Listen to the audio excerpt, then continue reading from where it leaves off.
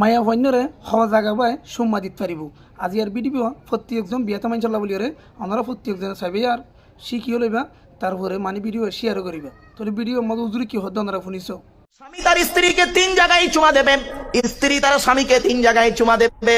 1 number নবী বললেন কুব্বালাতুল খাদ্দে, খাদ্দুর মানে গালে, এই নরম অংশকে আরবিতে বলে খাদ্দুন, কুব্বালাতুল মানে চুমা। নবী বললেন কুব্বালাতুল খাদ্দে, গালে চুমা দেবে, গালের এমনি নরম অংশতে চুমা দিতে হয়।